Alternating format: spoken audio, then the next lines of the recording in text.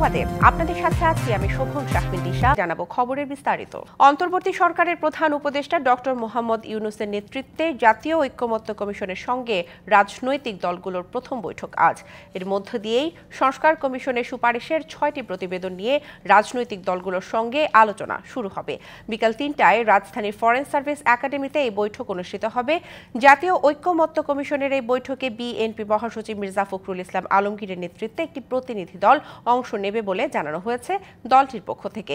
এর আগে বুধবার প্রধান উপদেষ্টার অনুমতিতে সবগুলো সংস্কার কমিশনের সুপারিশ বিবেচনা নিয়ে জাতীয় ঐক্যমত্য কমিশন নামে কমিশন গঠন করে প্রজ্ঞাপন জারি করা হয় মন্ত্রিপরিষদ বিভাগ থেকে, যার সভাপতি প্রধান উপদেষ্টা ডক্টর মোহাম্মদ ইউনূস। বিএনপির ঘোর আপত্তি সত্ত্বেও জাতীয় সংসদের আগে স্থানীয় নির্বাচন আয়োজনের লক্ষ্যে এগোচ্ছে অন্তর্বর্তী সরকার। গণ অভ্যুত্থানে নেতৃত্ব দেয়া ছাত্র নেতৃত্বের পাশাপাশি সমর্থন দিচ্ছে জামায়াতে ইসলামীও। তবে যে কোনো মূল্যে আগে জাতীয় নির্বাচন চায় বিএনপি। অন্যথায় জাতীয় নির্বাচন বিলম্ব হওয়ার পাশাপাশি দেশ আরও ভঙ্গুর অবস্থায় যাওয়ার শঙ্কা দলটির। একই অবস্থানে বিএনপির সমমনারাও। জাতীয় নাকি স্থানীয় সরকার নির্বাচন আগে, রাজনীতিতে এই বিষয়টি নিয়ে এখন চলছে তুমুল বিতর্ক। দেশের অন্যতম বৃহত্তম রাজনৈতিক দল বিএনপি চাইছে আগে জাতীয় নির্বাচন, তবে জামাত সহ সরকারপন্থীদের দাবি আগে স্থানীয় সরকার নির্বাচন। বিএনপি মনে করে আগে স্থানীয় সরকার নির্বাচনের চেষ্টা দেশকে আরো ভঙ্গুর অবস্থায় নিয়ে যাবে। যত দ্রুত নির্বাচন হবে ততই আপনাদের রাজনীতি সহজ হবে, বাংলাদেশের মানুষ একটা স্থিতিশীল অবস্থার মধ্যে আসবে, বাংলাদেশের একটি স্থিতিশীলতা ফিরিয়ে নিয়ে আসা, অন্যদিকে একটা গভর্নেন্স চালু করা। ইলেক্টেড গভর্নমেন্ট না হলে এটাকে নিয়ন্ত্রণ করা খুব কঠিন। আর জামাতের দাবি জনগণ চায় আগে স্থানীয় নির্বাচন। এই জন আকাঙ্ক্ষাকে সম্মান ও সমর্থন জানায় তারা। আকাঙ্ক্ষাই হচ্ছে স্থানীয় সরকার নির্বাচনটা আগে হোক। আমরা কোনো দিন মাস ক্ষণ বেঁধে দিইনি। মাস আমাদের কাছে ফ্যাক্টর নয়। মাস হচ্ছে যে সংস্কারটা পূর্ণ করে ইলেকশন ফেয়ার হবে কিনা, সেটার জন্য যে মাস লাগে আমরা তার জন্য প্রস্তুত আছি। গেল মঙ্গলবার অন্তর্বর্তীকালীন সরকারের উপদেষ্টা আসিফ মাহমুদও আগে স্থানীয় সরকার নির্বাচনের পক্ষে যুক্তি দেন। একই দিনে একজন নির্বাচন কমিশনার জানান, ডিসেম্বরে সংসদ নির্বাচন আয়োজনে প্রস্তুতি নিচ্ছেন তারা। স্থানীয় জনপ্রতিনিধি যেভাবে জনগণকে সেবাটা দিতে পারে, সেক্ষেত্রে যথেষ্ট ব্যাঘাত ঘটছে। রাজনৈতিক দল সহ আদার স্টেক হোল্ডারদের সাথে প্রপার কনসালটেশনের ভিত্তিতে এই বিষয়ে একটা সিদ্ধান্তে পৌঁছানো যাবে। স্থানীয় সরকার কতটুক হবে, কোন কোন ইনস্টিটিউশনের হবে, এটা তো সিদ্ধান্ত নেবে সরকার। তখন আমরা বলতে পারবো, যদি ওই সিদ্ধান্তটা জানি তখন বলতে পারবো যে এটা জাতীয় নির্বাচনকে প্রভাবিত করবে না করবে না। তার আগে সম্ভব না। আগে জাতীয় নির্বাচনের দাবি জানাচ্ছেন বিএনপির সমমনারাও। স্থানীয় সরকারের নির্বাচন হবার পক্ষে খুব কোনো যুক্তি নাই, কিন্তু বিপক্ষে যুক্তি আছে। এখন স্থানীয় সরকারের নির্বাচন করেও যদি এই সরকারি পৃষ্ঠপোষকতা দিয়ে কিছু লোককে নির্বাচন করা এবং তাদের দিয়ে দল করবার চেষ্টা করা হয়, গণতন্ত্রের বিকাশের জন্য খারাপ। স্থানীয় সরকার বিশেষজ্ঞ ও নির্বাচন বিশ্লেষকরা সরকার, রাজনৈতিক দল এবং নির্বাচন কমিশনের আলোচনার ভিত্তিতে বিষয়টির সুরাহার তাগিদ দেন। এই ইস্যুতে নতুন বিভক্তি দেশের জন্য ভালো হবে না মনে করেন তারা। দুটো নির্বাচনের প্রয়োজন। এখন সরকার, রাজনৈতিক দল এবং নির্বাচন কমিশন ঠিক করুক কোনটা কোন সময় করবে। কোনটা কোন সময় করবে এটা পরিষ্কার করে গেলে তো হয়। তাহলে বিএনপিও এটা নিয়ে জিদ ধরবে না, এটা করতে হবে না। তবে জাতীয় নির্বাচন কখন হবে, স্থানীয় নির্বাচন কবে নাগাদ শেষ করতে পারে, এগুলো তো একটা পরিষ্কার কথা হয়ে গেলেই তো হয়। এখন ইলেকশন কমিশন এই ইস্যুতে আগে স্থানীয় হবে না আগে জাতীয় নির্বাচন হবে, এটা নিয়ে আমার মনে হয় বড় সড়োভাবে সব রাজনৈতিক দলগুলির সঙ্গে বসে আলোচনা করে একটা ঐক্যমত্যে পৌঁছে একটা নির্বাচন হওয়া উচিত। তবে ডিসেম্বরের মধ্যে জাতীয় নির্বাচন অনুষ্ঠানের পক্ষে তারা। নুপুর মাহমুদ, ডিবিসি নিউজ, ঢাকা। ইবাদত বন্দেগী আর জিয়ারতের মধ্য দিয়ে পবিত্র শবে বরাতের রাত কাটিয়েছেন ধর্মপ্রাণ মুসলমানেরা। জাতীয় মসজিদ, বায়তুল মোকাররম সহ সব মসজিদে মহান আল্লাহর কাছে ফরিয়াদে মশগুল ছিলেন মুসল্লিরা। প্রিয়জনের মুক্তি কামনায় অসহায় এতিমদের দান করেছেন অনেকে। মহিমান্বিত রাত পবিত্র শবে বরাত, পাপ মোচন আর ভাগ্য লিখনের রাতে নামাজ, তাসবিহ, তাহলিল আর জিকির আজকারে মশগুল ছিলেন ধর্মপ্রাণ মুসল্লিরা। নামাজের বিরতিতে ওয়াজ নসিহত করেন আলেমরা। ইবাদত কবুলের জন্য জানানো হয় অন্যায় কাজ ও হারাম উপার্জন থেকে বেঁচে থাকার আহ্বান। পৃথিবীর যেখানে যেখানে মুসলমানরা মজলুম তাদের জন্য দোয়া করবে। উম্মতের ওয়াহাদাত, দুনিয়ার সমস্ত কালেমা কলেমা বলনেওয়ালা মুসলমান যেন একসাথে থাকতে পারে, এক জুমরার ভিতরে থাকতে পারে, সে দোয়া আল্লাহর কাছে আমরা করব।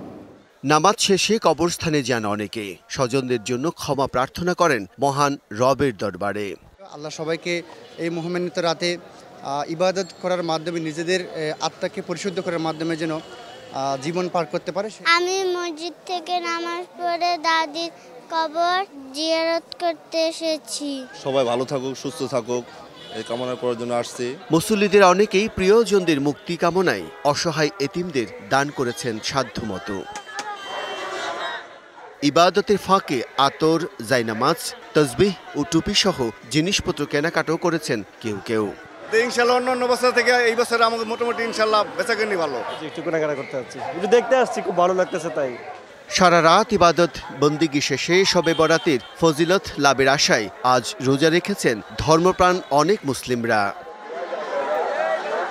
বিজয় কুমার দাস, ডিভিসি নিউজ, ঢাকা। টঙ্গীর তুরাগ তীরে চলছে সাতপন্থীদের ইজতেমার দ্বিতীয় দিন। ফজরের নামাজের পরপরই আম বয়ান দিয়ে শুরু হয়েছে আজকের কার্যক্রম। সকালে বয়ান করেন মাওলানা ইলিয়াস বিন সাদ সাহেব।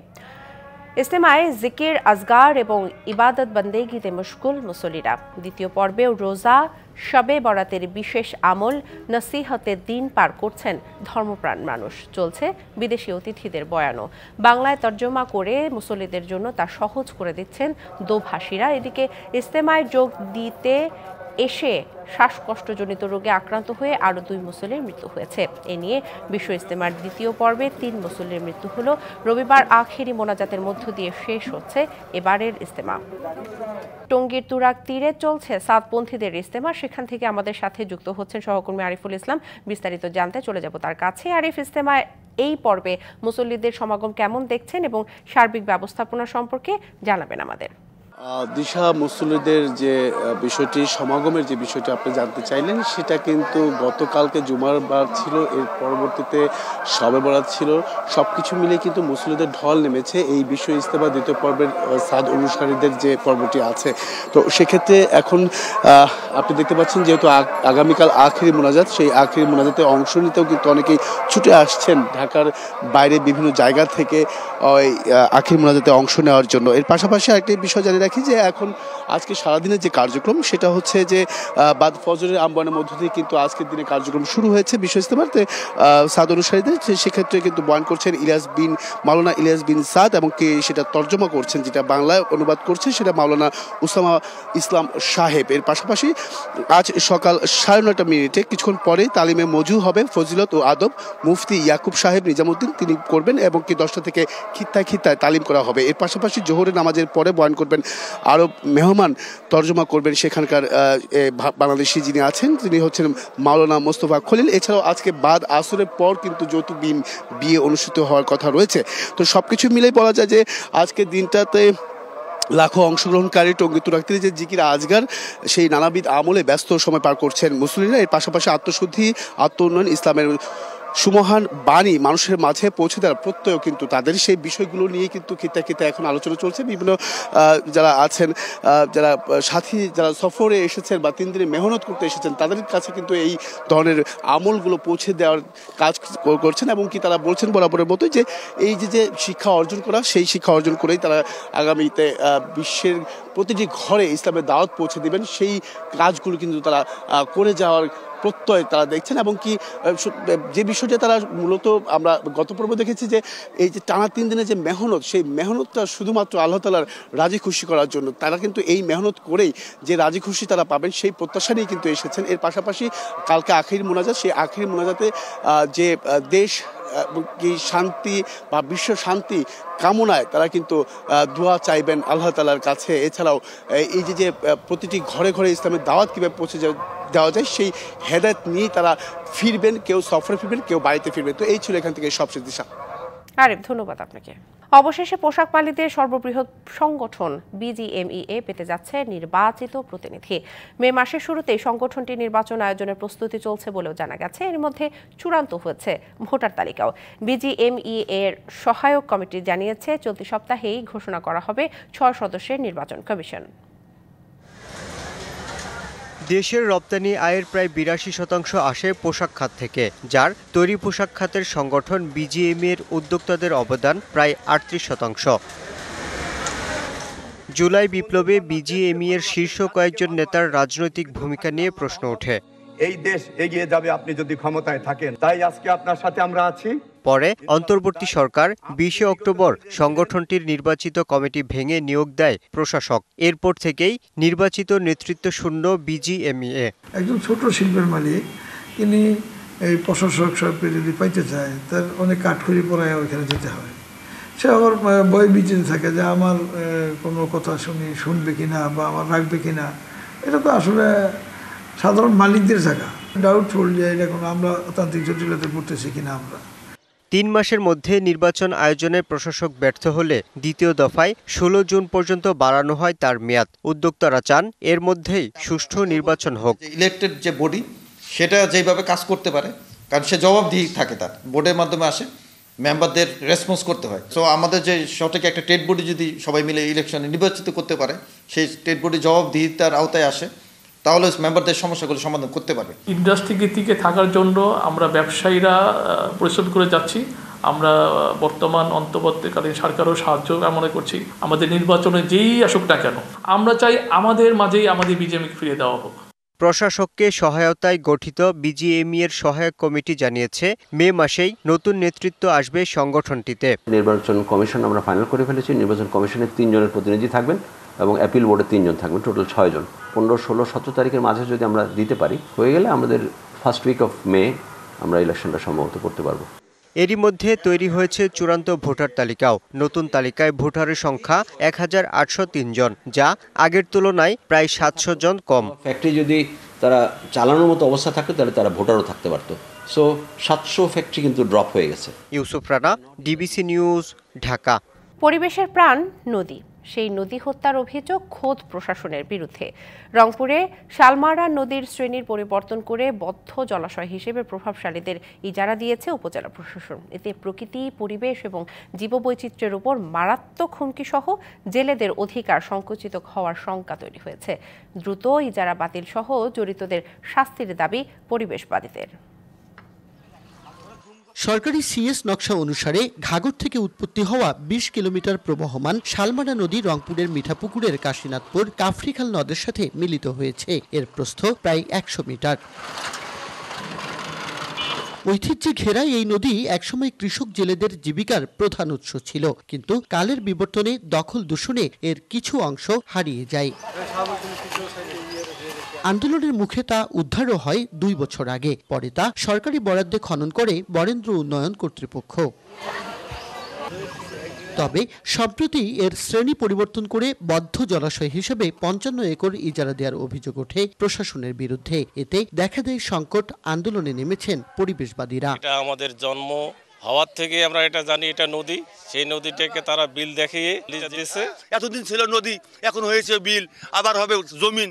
এইভাবে আর চলতে পারে না। 20 সাল থেকে আবার আন্দোলন করে কিছু রেকর্ডভুক্ত জমিও আমরা উদ্ধার করেছি। এ অবস্থায় সবচেয়ে বিপাকে জেলেরা। জীবিকায় টান পড়ায় সৃষ্টি হয়েছে উত্তেজনা। আমরা মাছ মারতে পারি না, মাছ ধরতে পারি না, খাইতেও পারি না। লিজভুক্ত করে এখানকার মানুষের জীবিকা, জীবন বৈচিত্র্যকে নষ্ট করার পায়তারা করছে। বিশ্লেষকরা বলছেন, শ্রেণী পরিবর্তনের এমন সিদ্ধান্ত নদী রক্ষার জাতীয় নীতি পরিপন্থী। কোনো আইনেই এই নদী লিজ দেওয়া আইনগত নয়।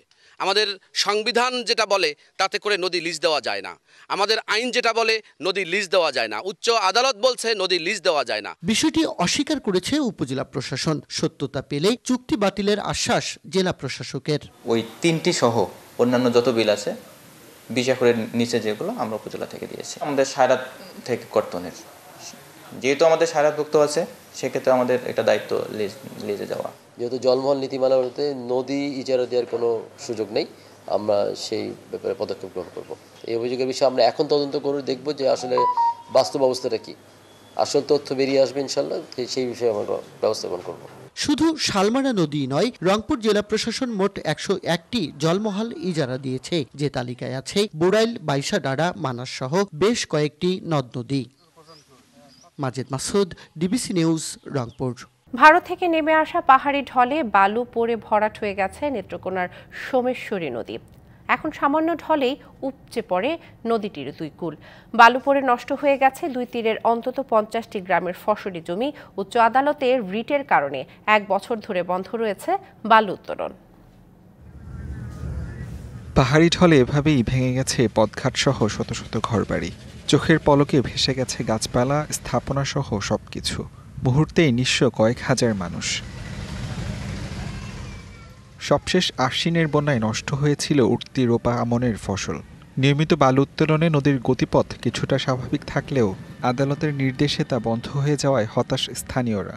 বালিঘাট যে ইজারা মহল চালু ছিল তখন বালি উত্তোলন হতো, এখন এটা বন্ধ আছে। বন্ধ থাকার ফলে এই বালি আসা সমস্যা নদী প্রায় মরুভূমিতে পরিণত হয়েছে। নদীতে কাজ করতাম, মেশিন চলতো, তারপরে বালু নিত সবাই। গাং বন্ধ করার কারণে সবাই বেকার বয়ে রয়েছি। নদী তো মরুভূমি হয়ে গেছে গা, ফসল হয় না, মানুষের কাজ কর্ম নাই। নদীর দুই পাড়ে বালু পড়ে হাজার হাজার হেক্টর জমি নষ্ট হওয়ায় দিশেহারা স্থানীয়রা। নদীর গতিপথ স্বাভাবিক রাখতে নিয়মিত বালু অপসারণ সহ খননের দাবি তাদের। বর্তমানে ঘাট বন্ধ হতে দুর্গম মানুষ অনেক অচল হয়ে গেছে। কাজ কাম কিনুভাবেই নাই আমাদের। খনন করতে মানুষ চলতে অনেক সুবিধা হইতো বা পানি চলাচলটা ভালো থাকতো। একটা নিয়মের মধ্যে সমস্যা নদীটা আবার চালু হোক, তাইলে হবে যেটা পাহাড়ি বন্যা আসলেও আশেপাশের গ্রামগুলো ক্ষতিগ্রস্ত হবে না। আদালতের নির্দেশনা পেলেই নদীর বালু উত্তোলন সহ প্রয়োজনীয় পদক্ষেপ নেওয়ার কথা জানান জেলা প্রশাসক। বালু উত্তোলন না করার ফলে নদী ভরাট হয়ে যাচ্ছে, বালুগুলো ফসলের জমিতে চলে আসছে। 5টি ঘাটে ইজারা কার্যক্রম চলমান ছিল, সেটি কোর্টের একটি রিট হয়েছে, সেই রিটে স্টে হয়ে আছে। যেহেতু এটি কোর্টের বিষয়, কোর্ট নিষ্পন্ন না করলে আমরা ওখানে কাজ করতে পারি না। নদীর নাব্য রক্ষায় প্রতি বছর 5টি বালু মহাল ইজারা দেয় জেলা প্রশাসন। গেল বছর একটি রিটের পরিপ্রেক্ষিতে উচ্চ আদালত থেকে বালুমহল ইজারা বন্ধের নির্দেশনা দেয়া হয়। DBC news desk. শরীয়তপুরের প্রতিটি উপজেলায় গড়ে উঠেছে ইটভাটা। এসব ভাটার ধোঁয়া তৈরি হচ্ছে স্বাস্থ্য ঝুঁকি। পরিবেশ অধিদপ্তর বলছে অধিকাংশ ভাটাই অবৈধ, কোনোটার লাইসেন্স থাকলেও নেই নবায়ন। জেলা প্রশাসক বলছেন যাচাই বাছাই শেষে বন্ধ করা হবে অবৈধ ইটভাটা। শরীয়তপুরে 3 ফসলি জমি, শিক্ষা প্রতিষ্ঠান ও বাজারসহ ঘনবসতি আবাসিক এলাকায় গড়ে উঠেছে লাইসেন্স ও পরিবেশ অধিদপ্তরের ছাড়পত্রবিহীন ইটভাটা। ভাটার কালো ধোঁয়ায় চরমভাবে ক্ষতিগ্রস্ত জনজীবন। স্বাস্থ্য ঝুঁকিতে শিশু, কিশোর ও শিক্ষার্থী সহ সাধারণ মানুষ। ক্ষতির মুখে গাছপালা সহ পরিবেশ ও জীববৈচিত্র্য।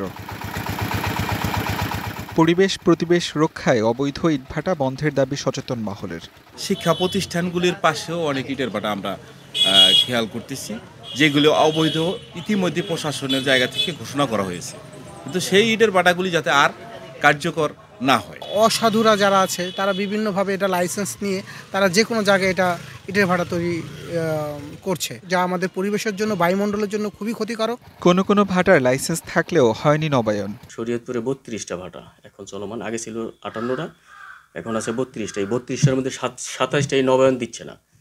আমরা সারা বাংলাদেশে যখন 40%ও জিগজাগ হয় নাই, এই শরীয়তপুরে 100% জিগজাগ হয়েছে এবং সবাই লাইসেন্স পাইছে, কিন্তু আজকে 1-2 বছর ধরে নবায়ন পাইতেছি না। যাচাই বাছাই শেষে অবৈধ ভাটা বন্ধের প্রতিশ্রুতি দিচ্ছে কর্তৃপক্ষ। জেলায় যে কয়েকটি ইটভাটা রয়েছে তার মধ্যে অধিকাংশ ইটভাটাই অবৈধ। আমরা অবৈধ ইটভাটার তালিকা ইতিমধ্যে জেলা প্রশাসনকে দিয়েছি, তারা আইনগত ব্যবস্থা নেবেন বলে জানিয়েছেন। তো আমরা সবকিছু পর্যালোচনা করে যেগুলো অবৈধ ইটভাটা আমাদের শরীয়তপুর জেলায় রয়েছে, আমরা সেগুলোর বিরুদ্ধে অলরেডি আমরা শাস্তিমূলক ব্যবস্থা নিচ্ছে এবং বাকি যেগুলো আছে অবৈধ যেগুলো রয়েছে সবগুলোর বিরুদ্ধে আমরা পর্যায়ক্রমে অভিযান চালাবো। জেলায় মোট 55টি ইটভাটার মধ্যে 22টি বন্ধ। চলমান 33টি ইটভাটার মধ্যে বৈধতা রয়েছে 10টির। DVC news desk. বাজারে নতুন আলুর দাম কম থাকায় উত্তোলন মৌসুমকে সামনে রেখে দুশ্চিন্তায় মুন্সিগঞ্জের প্রান্তিক কৃষক। বর্তমান বাজার দরে মুনাফা তো দূরের কথা, মূলধনই ঘরে ওঠা নিয়ে সংশয় কৃষক। তবে আলুর ন্যায্য মূল্য নিশ্চিত করতে সরকারিভাবে আলু কিনে সংরক্ষণের কথা জানিয়েছে কৃষি বিভাগ। দেশের আলু উৎপাদনে প্রসিদ্ধ জেলা মুন্সিগঞ্জ। বিস্তীর্ণ আবাদি জমি যেদিকেই চোখ যায় সেদিকে যেন সবুজের সমারোহ। চলতি মৌসুমে জেলা জুড়ে 34,758 হেক্টর জমিতে আলু আবাদ করা হয়েছে। সে সময়ের পরিচর্যার পাশাপাশি আগাম আলু তোলায় ব্যস্ত সময় পার করছেন কৃষক। তবে আলুর বর্তমান বাজার দরে দুশ্চিন্তার ভাঁজ কৃষকের চোখে মুখে।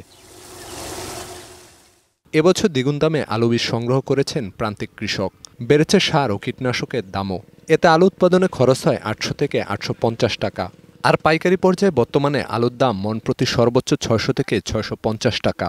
বাজারের এমন নিম্নমুখী ধারায় মূলধন হারিয়ে পথে বসার শঙ্কায় কৃষক। আলুর দাম বেশি ছিল, ফাঁসের দাম বেশি, বদলির দাম বেশি। আলু বিক্রি হইতাছে আরও যে বিক্রি হয় 14 টাকা, 12 টাকা, 15 টাকা। তখন এই দর হইলে আমাকে 10 আনি চালান থাকবো না। আমরা তো ভাই টাকা পাই না, যারা রাখি মাল রাখি হ্যাঁ ভাই টাকা পাই। এদিকে আলুর ন্যায্য মূল্য নিশ্চিতে সরকারিভাবে কিনে সংরক্ষণের প্রস্তাব মন্ত্রণালয়ে পাঠানো হয়েছে বলে জানায় কৃষি বিভাগ। আমাদের এই বছরে 34,758 হেক্টর জমিতে এখন পর্যন্ত আলুর আবাদ হয়েছে।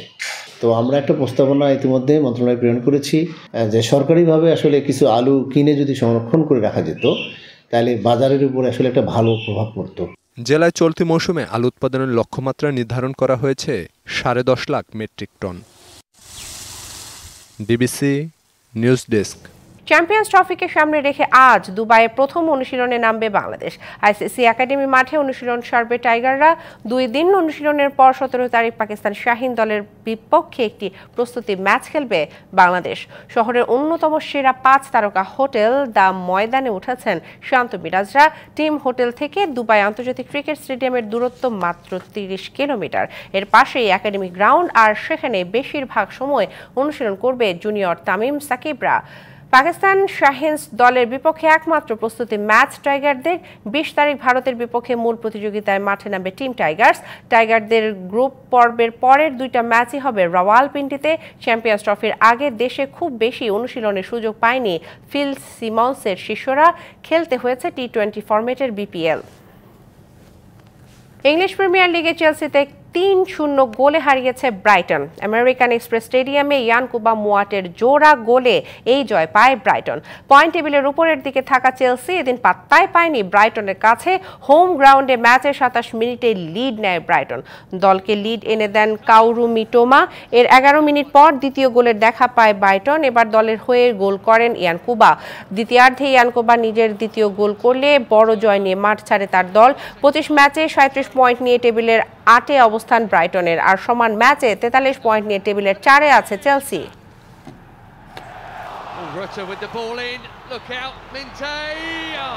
সংবাদ এই ছিল এখনকার মতো।